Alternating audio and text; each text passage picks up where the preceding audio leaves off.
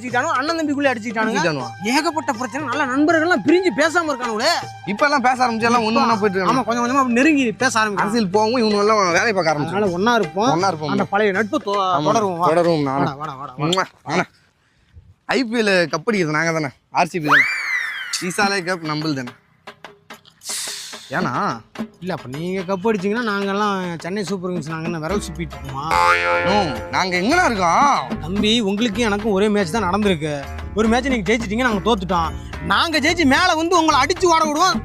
உங்களால வர முடியாதுண்ணா. அதெல்லாம் வருவோம். நாங்க அடிக்கிறதுக்கு ஆள் இல்லண்ணே. அடிக்கிறதுக்கு ஆள் இல்ல. அடிக்கிறதுக்கு நான் இருக்கேன்டா.